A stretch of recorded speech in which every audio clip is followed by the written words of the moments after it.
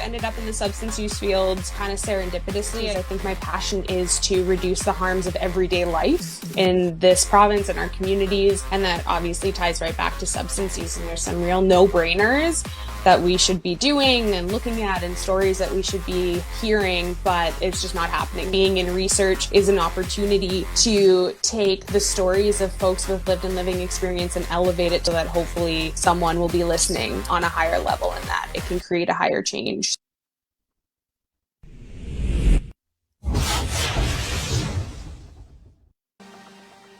All right, that's tonight's guest, Maryellen Gibson. I'm Donna. This is Phoenix Fire coming at you from Saskatoon, Saskatchewan, Treaty Number 6 territory and the traditional land of the Métis people.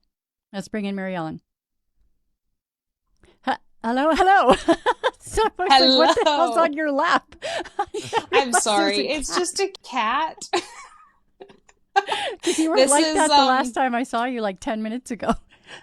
Yeah, sorry. I was trying to prevent any wire chewing, and this was apparently the best compromise we could get to. It's all good. Everyone, including pets, are welcome on Phoenix Fire, and I love cats. So, Perfect. Well, we're going to talk a little bit about positive canine connections at some point and pets. So, yeah. She probably just knows it. Perfect. Perfect. There we go. Yeah, no, that was literally no pun intended until Dan made it lame. So anyways, is there, aside from the plug for Positive Canine Connections, is there anything else you'd like to say before we jump in? Yeah, really, I want to also acknowledge, I'm speaking at you from Treaty 6 territory in the homeland of the Métis. And if you want to check out Positive Canine Connections, it's a really awesome substance use Facebook group and Instagram group that is all about the power and the magic of the animals in our lives, specifically dogs, but I always try and throw some cats in there too, just to mix it up. And we're going to talk a little bit about the P5 Project YXE. So be sure to check that out as well. They have their own website, p5projectyxe.com, I think, or .ca. Now I should have double checked. It's in the ticker. Beautiful. You're doing our job for us, Maryellen. We got this. Yeah. Good. I don't need to know things. Perfect. Yeah. Okay. So let's go. Phoenix Fire. All right, so before we jump in, I'd like to let our viewers and listeners know that tonight's live production is title sponsored by P5 Project YXE and Positive Canine Connections. So, Maryellen, why don't you tell us about life growing up? Sure. So I definitely didn't think that growing up I'd end up where I am now. I grew up in a really small town, well, actually on a farm, and then went to a small town for school in rural Alberta, which probably is not at all unlike a lot of small towns here in Saskatchewan as well. And really, it was all about wanting to get out. I feel like that was a lot of my younger years, was wanting to leave that community. I really didn't feel connected to a ton of people there or the culture there, and there wasn't really opportunities in what I thought I wanted to do with my life being there. So it was definitely interesting growing up there. I think it was important. And there was a really strong culture of drinking, especially, in my high school and teen years. And I think that's something that's given me an interesting perspective is, I think coming from smaller towns, coming from the towns of bush parties and that sort of thing, it gives you one interesting perspective when it comes to substance use and also just living in the prairies. Mm-hmm. I agree. But, with that being said, there wasn't much more going on in the city either at that age. See, it was always in my head that, obviously the big cities were, doing something amazing. I don't know what that was, but that was bigger always what it was parties. like in my head. Just bigger bush parties. Exactly. Yeah. Exactly. Yeah. But it seemed like this amazing place that we could go to and have experiences that we couldn't even imagine. But obviously, it was a little bit naive at that point. So you had mentioned that, things were different for you, specifically because of the fact that you're allergic to alcohol. So Yeah. How did that, affect your ability to sort of assimilate or be a part of the group? Like that must have been challenging. It was, although at times I would try and be part of that culture for sure. But yeah, I get very violently ill at around 2 drinks, which for a bush party is not very far along. So Yeah. it was something that it felt like alcohol was necessary in order for you to have fun, in order to blow off steam, in order to socialize. Hmm. And I just could not physically partake in it in that way. And I think that that did lead possibly to some more isolation. I mean, maybe, in hindsight, it might have actually been like a really good protective factor for me, and that that wasn't something that I could really partake in a whole lot. Um, and it also made me kind of critical of this. Is this really the only way that you can have fun and make friends and like be social? Like, is there not more to life going on than this? Especially seeing that it's just I couldn't be a part of it. So Hmm. yeah, I think Hmm. it pushed me even further out of that community than I kind of expected it to. Hmm. What time did like, or what at what age did you finally leave the small town Yeah, I sort of left life? as soon as pretty much as soon as I graduated high school. I left, so I was 18. And I just came to Saskatoon, which was the big city at the time Yeah. compared to where I was from. And I just didn't want to go to Edmonton or Calgary because that was where a lot of people that I did know were headed. And so, yeah, it sounds so funny now, but like Saskatoon was like the big, exciting new place that was further away, but not too far. Hmm. For me to come and adventure. So I came to Saskatoon to pursue my undergrad degree in international development because that's what I thought I wanted to do at the time. Hmm. And what is international development? It's a good question because I feel like it's just big words that don't necessarily It mean a whole sounds lot on really their own. impressive. Like, sounds like you're like on some like international convoys and different things. Like, you can be like rubbing shoulders with the prime Right? minister and stuff. Right? That's kind of what I thought. I think that was just it, though. It's like I came into it with a bit of rose colored glasses, and that I could, get this degree and I could be in the government in this positive fashion, and I could travel the world and help change it and help make things more positive for folks living around the globe. And I think I quickly came to realize through my studies that it is a lot of neocolonialism and liberal ideology just being spread further. And it's not working for a lot of people around the globe, right? To continually be kind of pushed or forced or manipulated into using our Western ideals of what progress means, what development means, what health means, all of these things. So international development ended up being not nearly as positive as I thought it was going to be. I ended up being a lot more critical of the world and the power structures that be, which I think is not a bad thing at all. Hmm. And it kind of led me into pursuing a master's in public health because I really wanted to better understand health specifically. Hmm. Fascinating. So you're in public health now. Uh, what is it like? What is public health? I think there's a lot of like uncertainty or whatever. Like, what exactly does that mean, and why is that useful to you? Yeah. That's so true because when I was telling people when I was doing my public health degree that I was in public health, a lot of them would say, "Oh, like you're a nurse and you must just give people vaccinations." And I was like, "No, it's more than that." But sometimes if you're just waiting at a bus stop, it's a bit of a long conversation to throw someone into to correct them. But public health really is trying to look at a larger population or a community, a society, even an entire country or province, but trying to look at the health impacts that that community is experiencing and trying to better understand, why are some folks experiencing this one thing? Why are some folks experiencing something different? What's going on there? It kind of starts to talk about what public health likes to call the social determinants of health, which means what are the social elements of our lives, the things that we can't control that we're born into that may impact our health down the line. And that can be, anything from like sex to race to ethnicity, socioeconomic status, all of these things. And so public health is really trying to take a bird's eye view of understanding people's health with the hope of making folks feel healthier and live with a higher quality of life, whatever that might mean for them. One way that I explain it is where a doctor works one-on-one with a client to try and reach their health goals. Public health does that, but on a population level. And so I imagine there's a lot of like research involved on various topics, and then from there, what happens with that research? Yeah. So public health, yeah, it's all about research and understanding what's going on. I mean, almost anything that you would have heard about the COVID pandemic, from what our rates were to what you should do to prevent the spread of it, all that's all public health right there.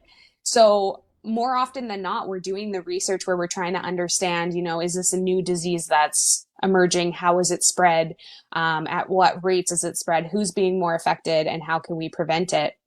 Usually not nearly on as big of a scale as COVID, but it's a really good example to show that that's what we do. And the hope is that we can take that research and then provide it to health authorities, to governments, to doctors themselves, and even the individual public so that they have more information so that hopefully they can make small changes in their lives if that's what they want to do in order to live a healthier life. And for me, I keep saying healthier or higher quality of life. And for me, that's your own definition. I think public health likes to have a definition in and of itself where it's like, that's freedom of disease and that you're happy and you're enjoying a high quality of life and, you're contributing to society. But for me, really, I think when I say that you're reaching a level of health, it's all completely personal. And so many people have different ideas of what healthy means for them. And I think that that's really important. And I would imagine a lot of your work, excuse me, is also related to like substance abuse issues, mental health issues. And then, so you guys do like focus groups and then make recommendations or provide data to, say, Sask Health to hopefully develop better programming or something like that? Yeah, exactly. Like I can give you one example. So I did a practicum through my Master's of Public Health where I was working with the First Nations and Inuit Health Branch in Regina, and I was doing an evaluation of the government's response to an HIV outbreak in southern Saskatchewan. And if you know anything about HIV in this province, is it's directly tied to substance use primarily, especially the use of injection equipment when using substances. And so that project, for example, was I would go and interview clients who, were HIV positive or living with HIV, but also members of different tribal councils, people who were part of different health authorities at the time, and people who had been involved in that response. So I would interview all these people. I would take all of their stories, all of their information, and bring it together in a way where I could say, hey, this is what worked really well when you were trying to respond to this outbreak, and here's what didn't work so well. And so if this were to happen in the future, here's how it can be remedied. And even what I also recommended to them was like, hey, you need to tell people about this, which hadn't been done at the time. And actually after that evaluation, they did declare a HIV outbreak in southern Saskatchewan due to that work. So they tried to like basically pretend it didn't exist and didn't tell anybody. And yeah, it was just like really quiet. It was just like, if you're local, you know what's going on, like, which is with most crises or outbreaks or whatever's going on, right? In a community, you know what's going on. But really at the provincial and at the federal level, they hadn't declared it as an official outbreak. And so that's a public health term too, is where you have to reach so many cases and then you say, okay, this is what we classify as an outbreak versus a crisis versus an epidemic, right? Okay. And so for them, they had outbreak level numbers and they just weren't really talking about it. I think they wanted to, essentially deal with it on their own and not have it be a public outcry for whatever reason. Because And I for me, I imagine, thought like, that that wasn't acceptable. if they give it that designation, does that not open up more like funding or access to better education and services? Am I mistaken in that understanding or It assumption, I can. should It's say? not, yeah, yeah, it definitely can. Mostly what an outbreak status can do, and I'm a little bit wishy-washy on some of the terminology, so this might not even be 100% correct, especially since COVID. But usually with an outbreak, the biggest thing is public awareness. So people know that a certain disease or a certain infection or what have you is going around. Um, and so that public awareness can be really helpful for folks who are maybe coming in and out of that community and don't know um, community members as strongly. Mm-hmm. It's different than, when we had COVID or when we have the overdose crisis, when we have a state of emergency. That's when we really have a situation where the government and even international organizations are likely to funnel more money and more resources and more human power into that specific situation. So there's kind of like these tiers of how critical a situation is, and the higher up that situation is, the more likely you are to get those resources. So yeah, so having an outbreak obviously is not great, but being public about that helps so that people know what's going on. They can get an idea of what the rates are, and they can get information on how they can protect themselves, how they can get tested, how they can know their status, and how they can have those conversations with the people in their lives. Hmm. Okay. So moving away from the public health specifically, I understand you've moved into a different field, although it's still kind of Mm-hmm. related. Like it definitely interconnects. So you've moved into sociology, and so I'm wondering, how does that help you in substance use research? Yeah, so it seems like my trajectory doesn't really make sense when you see it on paper, but I think, as you It kind of makes alluded perfect to, it sense to it me. makes sense. Love it. Thank you. Thank Yeah. you for the validation. um, for sure. So after I finished public health and I was working for a couple years, I decided to undertake a doctoral program in sociology.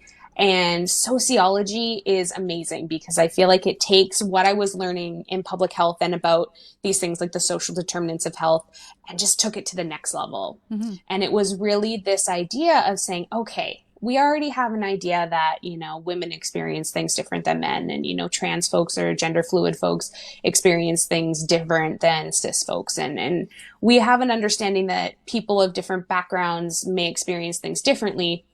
But now sociology takes that to the next step of saying, okay, but what about the racism that we experience? What about the structures in our hospitals or in our governments or in our day-to-day lives that perpetuate some of these inequities and continue really to make some folks have more ill health effects than others?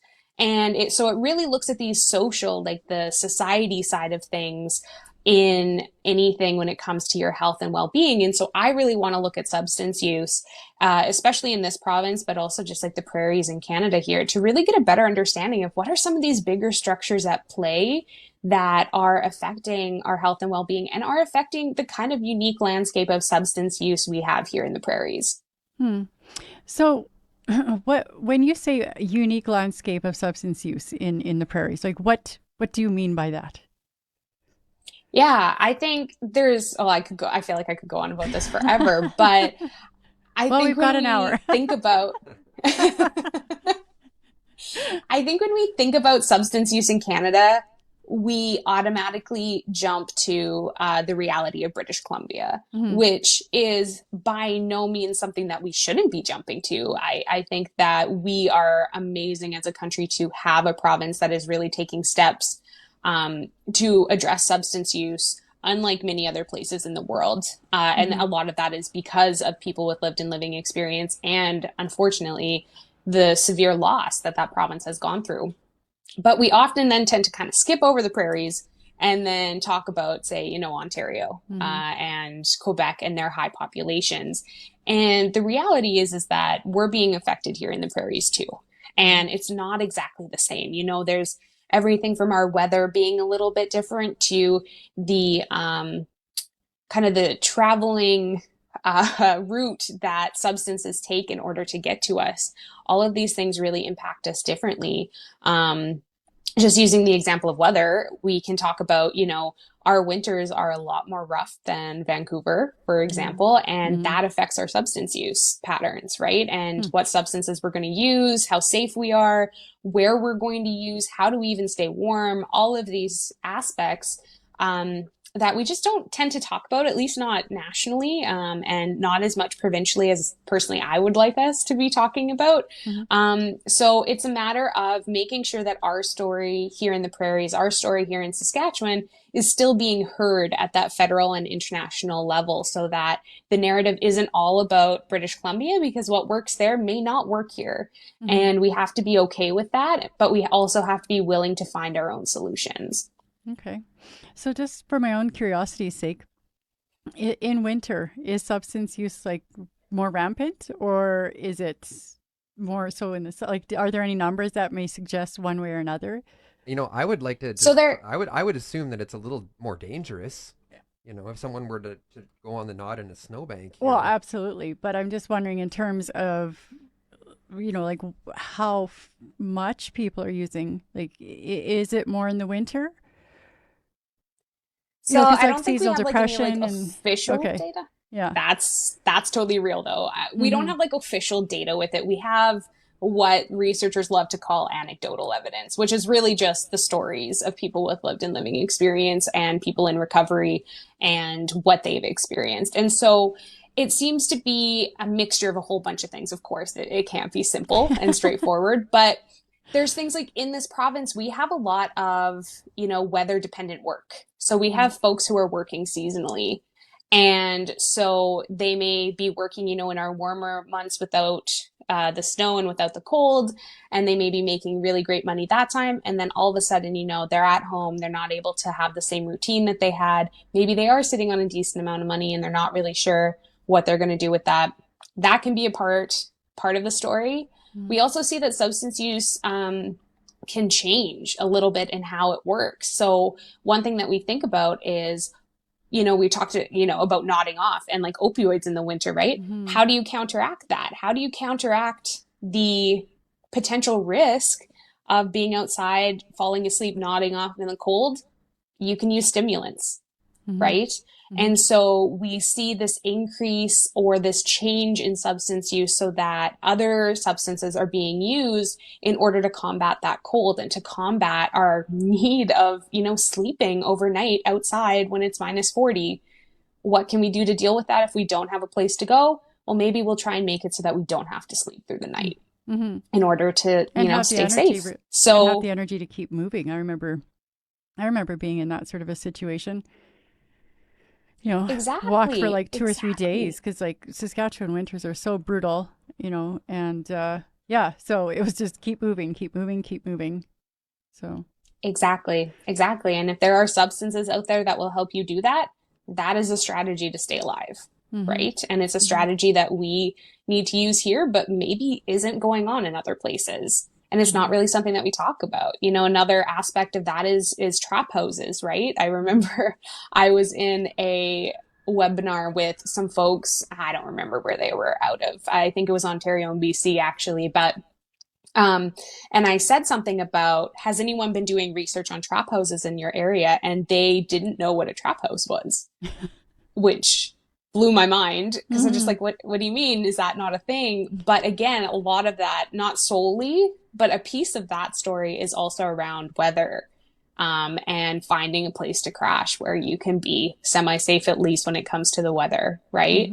So there's these certain elements that we are unique, and that's not a bad thing. It just means that we need to have our own research, we need to have our own stories, and we need to be advocating for what we need here in this province. It must be challenging with going up against, or I don't want to say going up against, but I'm lacking words at the moment, against BC. Like they have such a voice in the federal government, so it must be hard to get attention, maybe. Would that be a better way to put it? Yeah, I mean, they are a powerhouse, Mm-hmm. and that is amazing. You know, like the organizations that have sprung out of BC, the research organizations, like Mm-hmm. the people with lived and living experience networks, it is amazing. Mm-hmm. And yeah, not to discredit them at all, but, you know, No, not at they're all. pushing for, you know, having, well, even just right now, you know, coming into the new year and being able to have, like the decriminalization of personal possession, right? And they're talking about, you know, being able to have a safer supply of injectable opioids and all this thing. And, you know, there's some places in our prairie provinces that are still trying to get, you know, good needle exchange programs, or they're still in a needle exchange program and they would rather just have, you know, free and open access to sterile equipment. So it kind of feels, some days, it kind of feels like we're not only speaking a different language, but we're speaking in different decades Mm-hmm. of where we're at, and what we're asking for and what we're advocating for. So, you know, I think that's kind of just the biggest issue is, it feels some days like BC's, you know, a decade or two ahead of us, and Mm-hmm. we're just trying to catch up. We're the little sister trying to just be like, okay, but can we talk about our situation for a second? But we're just, you Yeah. know, small, and we don't have as loud of a voice, and definitely not as loud of a collective voice. And I think that that's something that we're trying to change. Mm-hmm, definitely. So I'm just going to take a quick minute here to talk about our sponsors. And tonight's episode is also brought to you in part by Prairie Harm Reduction in Saskatoon, Saskatchewan, Prairie Sky Recovery Centre in Leipzig, Saskatchewan, the Elizabeth Fry Society of Saskatchewan, and Stronger Together Canada peer-led support groups by Mom Stop the Harm. To learn more about our sponsors, get on our email list, check out upcoming streams and more, check out www.hardknockstalks.com. And while you're there, help us support the platform and pick up some merch from the shop. How's that for a collective voice in Saskatchewan? Damn right. Bring the fire. We're trying. We're doing our best over here. So I think now would be a good time to move into talking a little bit about your work with Colleen Dell and the Pawsitive Canine Connections and all those wonderful things that you kind of, you know, gave us some glimmer of earlier in the show there. But, you know, I think it's a wonderful, wonderful thing. So please tell our Sure. audience more about it.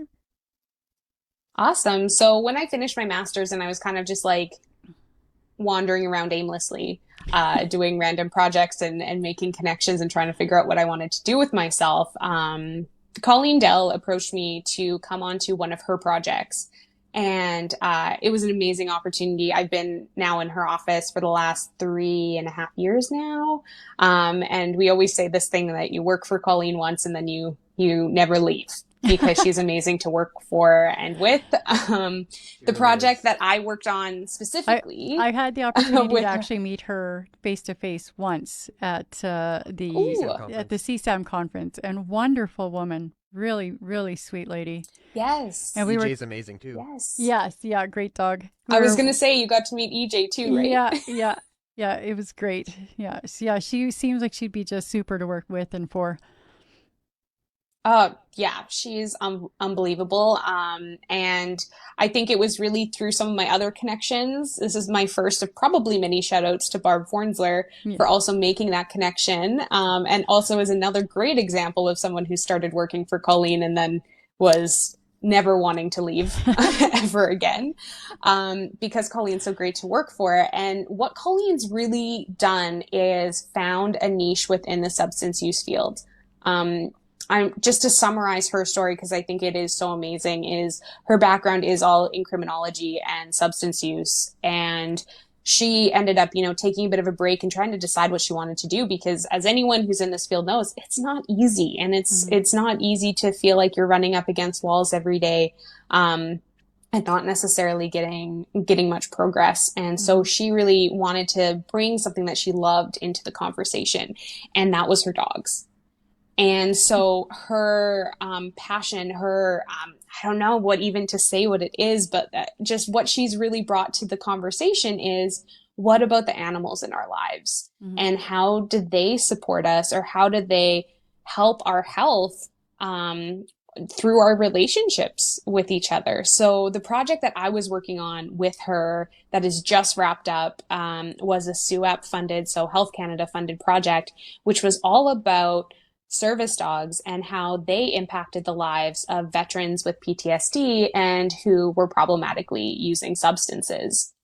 So that whole project was about educating other service dog organizations and other folks about how these dogs, so service dogs in particular for this particular project, but how much this connection with an animal was changing the lives of veterans here in Canada. Mm-hmm. And oh, it's just such an amazing project. And that really ties into Colleen's work because she looks at the impact of service dogs, the impact of therapy dogs, and then companion animals. So the ones that are with us every day, like, this one, and how they impact our lives. How do they impact our health? Mm-hmm. So what is the difference between a service dog and a therapy dog?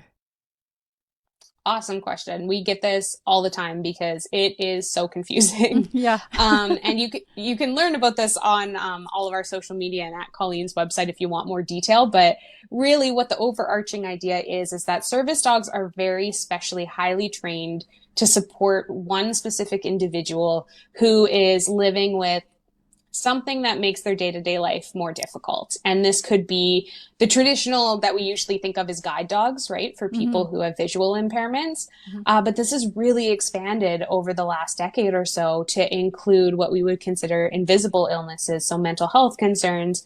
And so ours is primarily looking at veterans with PTSD. So these are the dogs that you might see out and about at different restaurants or stores that have vests on that say, do not touch, do not distract.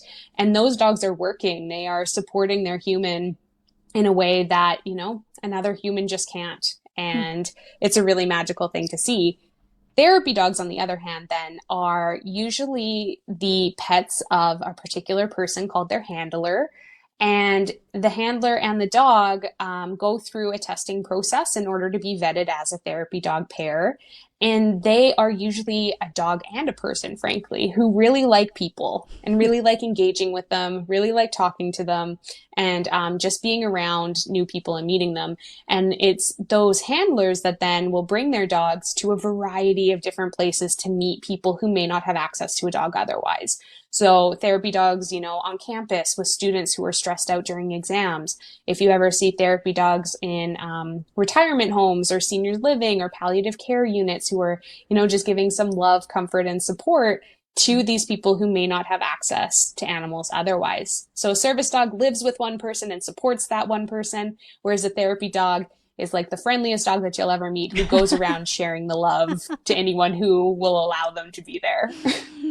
Yeah, we've talked a few times about exploring getting Sue, our dog, to into therapy dog work or whatever. So, because he's just happy-go-lucky, wants to love everybody, and Colleen figures he'd be a good fit for it as well. So perhaps in the not too distant future, we will embark upon that. I think it would be great. But I often think when we're talking about therapy dogs.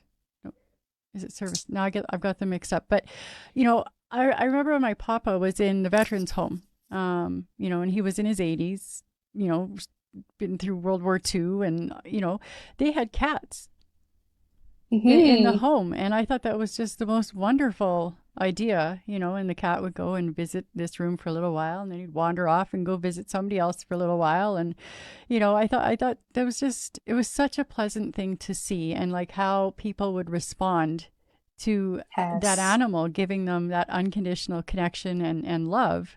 It was just, it really seemed to brighten people up. So I think it's great. It's great that there's more research going into that connection that we have with animals, because it's a powerful one. And it is, that's just it. And anyone who's seen it, just like your story, right? When you see it, you get it. If you've experienced it, you get it. And one thing that you said that is so important is how unconditional it is. Animals, they don't know your backstory. They don't care. They're so in the present. And we always talk about, live in the present, live in the moment. But we as humans aren't always so good at that. But we can learn so much from our animals around us. Yeah. So A really good example of that actually is we bring therapy dogs into prisons and other institutions, and to see these animals go up to these folks who, you know, have done whatever in their lives. It honestly doesn't matter, but regardless, they're incarcerated now. And these animals bring them out of that institution for even just a few minutes. And they love them. They trust them. They want to be around them. And some of these folks talk about, you know, they didn't care who I was or what I'd done. They trusted me, and I haven't felt trust inside this institution. And there's something about that unconditional, non-judgmental, just caring that animals can provide that humans either can't or are not willing to give. And that's what we want to do our research on, and try and put into words and quote unquote evidence, so that we can, you know, use it, and hopefully other folks will also look at these programs as real interventions, real support programs. Mm-hmm. So what was some of your experiences? Like, did you have any experiences working directly with people who were recovering from substance use challenges with canines? Yeah, I have. I'm like trying to just like try and pick like one or two stories and not, you know, go off too much. But I think the veterans were so amazing. So almost all the veterans that we worked with, if not all of them, had a history of substance use. Substance use and PTSD go hand in hand. It's often, you know, a really effective way for some people to manage their PTSD symptoms is by using substances, right?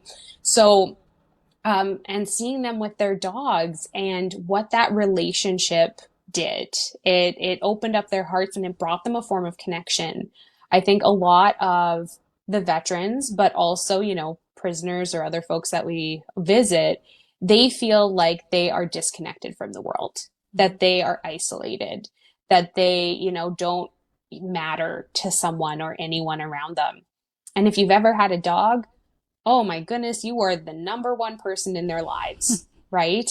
And even though the service dogs have amazing skills, like they can wake people from their nightmares, which is huge for PTSD, and they can sense when people are going to have, say, like an anxiety or panic attack and be able to remove them from an environment. And as much as those technical skills are amazing, it's also this connection. They are there for you. They're relying on you. They are your partner. They are, you know, your fire buddy is what a lot of our veterans call them, which is, you know, their partner who has their back no matter what. And that is just not something that another human is always able to provide, especially if you've gone through some of the things that some of these folks have gone through.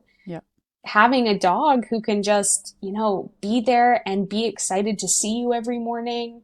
And, you know, there's just nothing that can compare. And so I've seen some of our folks and heard the stories from some of our folks, how they really felt that a service dog saved their lives and made their lives worth living again. And there's no other way to replace stories like that. No. It's so impactful. It's so beautiful. And in some days it feels almost like magic, but that's what pets can do. That's what animals can do. They sure can. I know, like, you know, I'm not dealing with anything that severe like PTSD from war or whatever, but I know, you know, even just at the daily grind, when your thoughts start to race and my anxiety is going through the roof and I'm just like, I don't know what to do with myself. You know, like I find just sitting down with my cat, you know, is so grounding.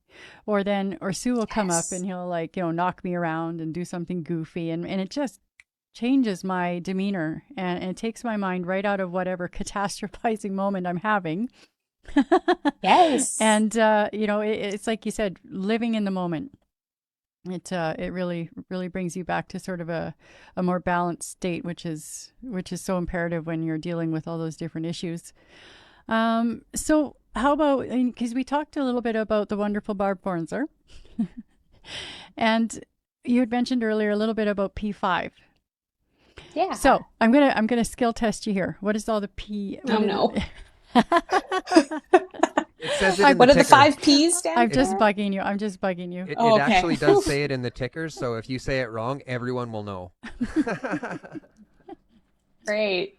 I'm like, I know what the 5 Ps are, but am I going to be able to say them in the right order? That's the part that would be impossible. Right. But I think my summary for it at the very least, and I will touch on all the 5 Ps, but this project is so wonderful because what it's trying to really do is talk to people with lived and living experience and get their perspectives on what substance use is like here in Saskatchewan, here in Saskatoon, what pathways they accessed or used in order to reach recovery if they did, or what pathways, exist or frankly don't exist, and what are their priorities for what the ideal world would look like for substance use here in Saskatchewan. And hopefully all of their stories, all this information that we gather will inform policies and policy change in our city and in our province. I think I got them all. I think that was all 5. I think you got it. Barb put him in the chat. Don't worry, Barb will correct me. Oh, she's she already put him on in the it. chat, and I told her we're not going to tell you what they are because we want to watch you twist out.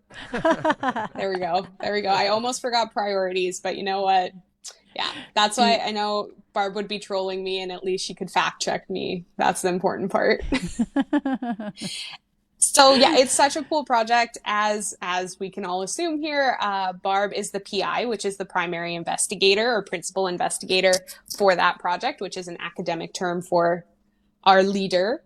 And she's really built this project in such an amazing way. Now I don't have a cat on my lap, so I can use all the hand gestures. But she's really led us in an amazing way where we can talk to people with lived and living experience of substance use here in our province and try and better understand what's going on and try and understand what is available, what's not available, what would things be like in your ideal situation, and how can we possibly make that happen. And so how long has the P5 project been running? Oh, goodness. Okay, so it was definitely affected by COVID because I'm pretty sure poor Barb and, well, the whole team, but I'm just giving all the props to Barb.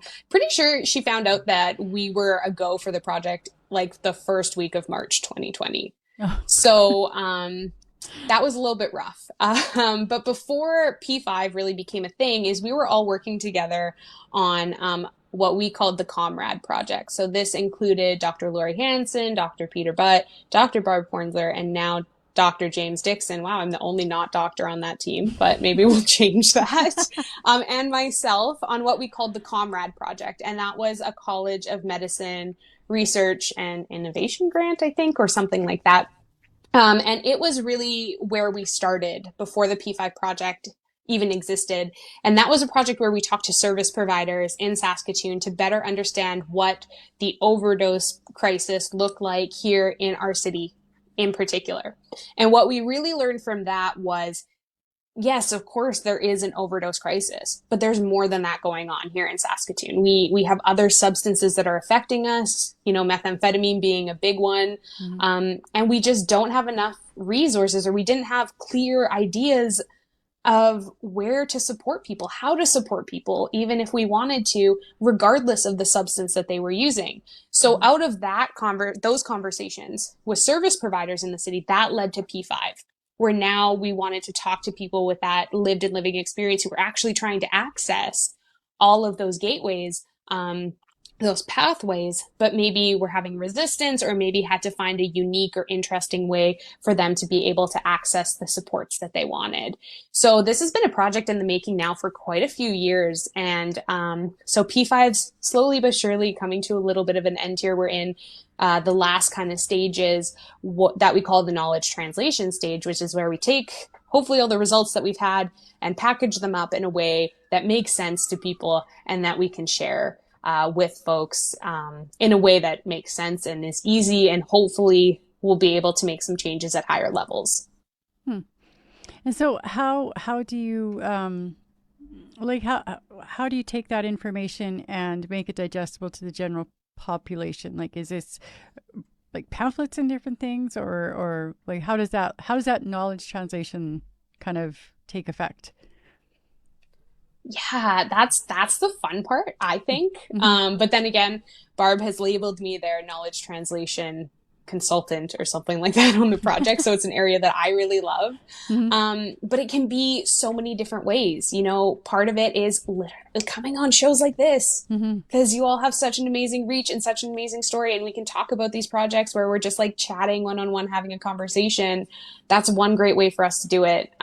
Sometimes it is, you know, the boring academic research papers and technical reports and that sort of thing. But then, yeah, it's finding those fun ways that are digestible. So it has a few steps, but I'll try and summarize the whole thing. Is first, we really want to decide who is it that we want to target. You know, do we want to talk to medical professionals? Is it just the general public? Is it policymakers? And then what we'll do is we'll come up with a specific resource or a specific tool that we'll use to target those individual people. So if it's a doctor, chances are it will be something like a medical pamphlet or a one-page brief so that they can get through it really quick. If it's a politician, yeah, it might be something called like a policy brief, something that, you know, is more relevant to them. If it's the general public, well, then we can have real fun with it. And then we might be, you know, making bumper stickers, or we Coming might on be Phoenix Fire. being on Phoenix Fire, holding, you know, an outside event, holding a dinner or a meal where we share our resources. Maybe it's something like, you know, we talked about for a long time making an escape room where we talk about the challenges of accessing substance use supports in this province. So there's so many different ways that you can take information from research and not just put it into a stuffy report that people won't read, but make it interesting, make it engaging. And it can be as simple as a pamphlet or a poster, and it can be as engaging as we are willing to make it. Cool. That sounds like a really fun job to have. I think for so. yourself. Yeah. So I just want to quickly touch on a couple of comments that we had come in. Please. Thank you for the comments, Steph. She is saying, forgot to push the buttons because I'm terrible with buttons. So Steph says, it broke my heart when my loved one said it wasn't always an option to sleep. Not something I would have considered. Yes. Yeah. That's exactly it. Is, you know, there are situations where if you have not been in it, you cannot understand. And I understand that from my experience and my privilege, I will not understand. And but my hope and my dream is that we together can share these stories so that the people who can make change and the people who are in the general public who have never thought about that a day in their life think about it for the first time. And they can be like, oh, geez, I didn't even think about that. Why is there nowhere that they can sleep? Why do they not feel safe? Why? And ask some of these big questions so that, you know, maybe we start having a meaningful conversation about this situation. But, oh, yeah, Steph, I hear you. I hope your family member's doing okay. And that is a reality for sure. Mm-hmm. Yeah, it unfortunately is. And there seems to be quite a few layers to this that you don't generally think of unless you're either in a situation or position like yourself or having been there or known someone personally who's been there. But like, I think like these conversations, like you just said, are so important to help highlight those struggles and those areas where, unless you kind of been there or are in a line of work like yourself, are completely oblivious to. And I think with those sorts of conversations happening, hopefully, you know, government will be forced to take a closer look at what's actually going on. You know, it's not just kind of that's the hope. That doesn't exist or whatever. Yeah. Exactly. I mean, we live in a province where we have a horrible winter every year. Yeah. But nobody should freeze to death here. Mm-hmm. Like, we know better, we should do better, and we should be so ashamed of ourselves that we let people freeze to death in a situation where we know what the weather is going to be like every single year, and it still is happening. Mm-hmm. Sorry, that's an aside, but I honestly, you know, it was just in the news not too long ago that that's happened, and it is frustrating, disappointing, doesn't even begin to touch it. Mm-hmm. Yeah, and I know on that point, like I couldn't help but notice this summer there was more and more sort of like tent cities popping up along the river, and different things. So obviously the homeless situation is continuing to get worse, but there's nothing being done to address that. You know, it's really heartbreaking. And to that Hmm. point, I remember I saw a young man, like I used to live kind of on the riverfront, and I saw a young man walking. It was a very cold night. He had just a t-shirt on, and he was clearly under the influence. I'm going to assume on a stimulant just by his behavior.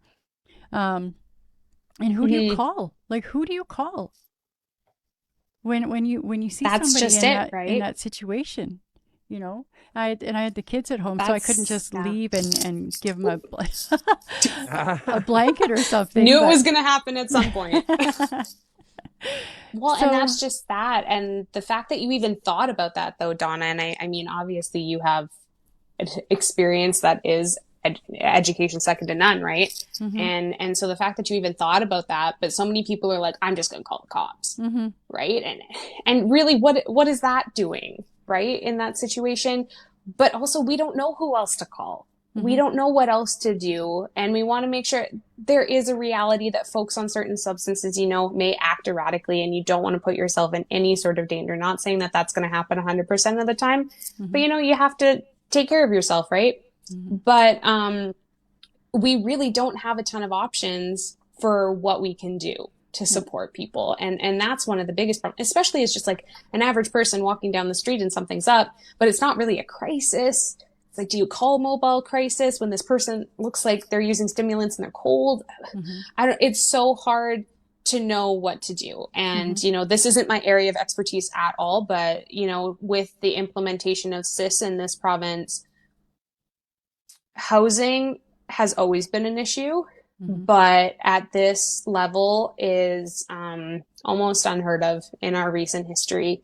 And if we are talking about substance use, it is so intrinsically linked to instability in housing everywhere and here. And oh yeah, it's such a huge issue, and we're seeing it being compounded. And we are seeing, more people who are having to live day to day on in their own makeshift shelters because they do not have any other option. hmm Yep.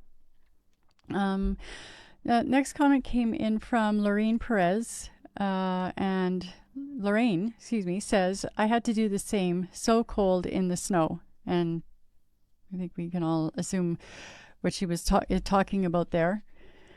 Um, and then we have a comment coming in from Adamus Service Dogs. Thank you for Oh, the look at comment. that. Hello from Adamus Service Dogs. Thank you, Maryellen and Colleen, for all the incredible work that you're doing with service dogs, therapy dogs, and companion animals. Yeah, so Audiamus is one of our partner organizations. So when we talk about working with veterans, almost all of them are connected with that organization, and they're doing amazing work to, help veterans and first responders to train their own service dogs and to get the support that they need through service dogs. So thanks so much for joining. It's so great to hear from you, and love the work that you all are doing as well. That sounds like incredible stuff. And we have a next comment coming in from Kimmy Scott. Thank you for your comment tonight. Kimmy says, host a community resource day where you bring everyone who's homeless and substance users can find connections with mental health, substance use, free food and booths, and free services such haircut supplies and other things such as intake. That is a Yeah. super great idea. I love that. Exactly. Having like essentially what we call block parties, right? Mm-hmm. Where it is a resource fair and just a place where you can have a warm meal. You can get connected with supports that you may be interested in, curious about, or in desperate need of.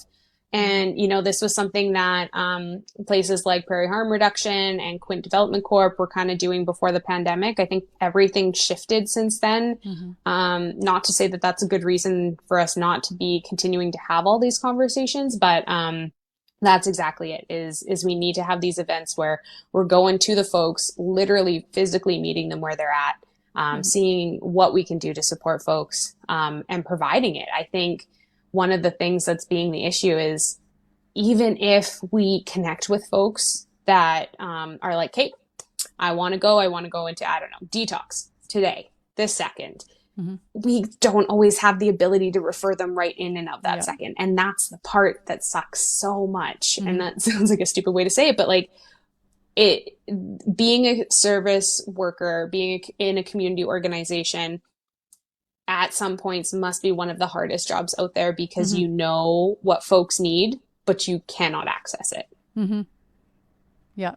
Yeah. It's no wonder so many in the field experience burnout, because it must be so, so hard to deal with every day when you have people that Mhm. are basically screaming for help, and your hands are tied. Like I know I couldn't survive very long in that role.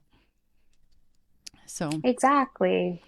my hats go off to anybody out there who's on the front lines and trying their best to help people with the limited resources that we have.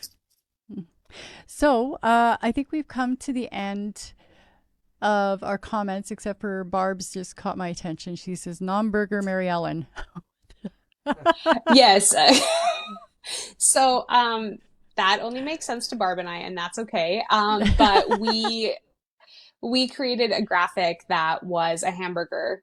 So it had all the layers that we have in a hamburger, and it was the steps to knowledge translation. So what we talked Okay. about before is, identifying your audience, figuring out what you want to tell them. So it was all the layers of how you do that. So Barb and I, knowledge translation is kind of our favorite part of the gig. Mhm. So we've come up with slightly ridiculous, but fun ways of trying to communicate our love for it. So making a hamburger and nom nom knowledge exchanges is one of our resources. Oh, that's priceless. So before we let you go for the night, Mary Ellen, I'm curious. What's the dog behind your right shoulder? It looks like it's Yes. positioned very like specifically. Deliberately. So I'm assuming that there's something, important about him. Yeah, I would love to share him. Please do.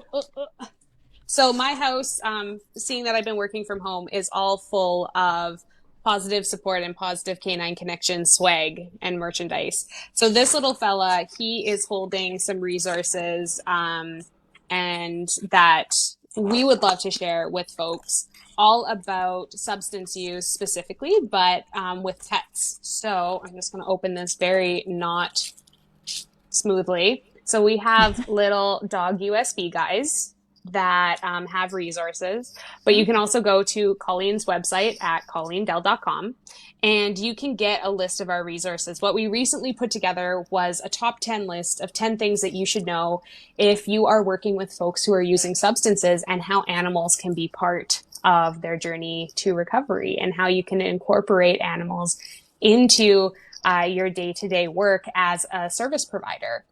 And Cool. super simple ways to just consider animals as a support in our lives.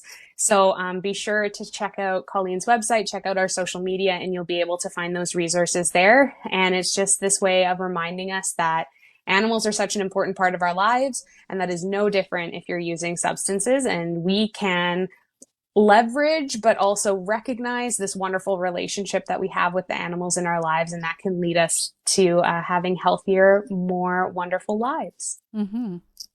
Exactly. Wonderful. Can you show the bag again? It's super cute. Yeah, isn't it so cute? It's I just use adorable. them all the time just to carry everything around. Well, whoever did the design on that did a fantastic job. So now that we've That's given, knowledge exchange right there. right, exactly. So now that we've given Positive Canine Connections yet another plug, which is awesome, is there anything else you'd like to leave us with this fine evening? Yeah, I mean, the only other thing that I was thinking of touching on is, just think of these projects that are going on in our own communities, and some of the change that we're trying to make. Recognize your service providers and people with lived and living experience. And don't be afraid to have these conversations. Barb and I are now teaching. We have a student on the stream. We're now teaching studies in addictions together at the University of Saskatchewan. And just remembering that these conversations are permeating everyone. Everyone's hearing them. But it can be really meaningful conversations in a classroom, around a dinner table, anywhere that you are. So don't be afraid to have these conversations. Think critically of what's going on around us, and listen to the stories of people with lived and living experience. Mm-hmm. Very beautifully put, Maryellen. Thank you very much. And thank you very much for joining us tonight and sharing all your knowledge and expertise. Thank you so much. All right. If you're getting something out of what we do here, you can find all our audios on Apple Podcasts, Spotify, Google Podcasts, or wherever you listen to podcasts, or live and interactive on Facebook, YouTube, and Twitch TV. Thanks for watching and take care. Phoenix Fire. Say, this is Hard Knocks Talks.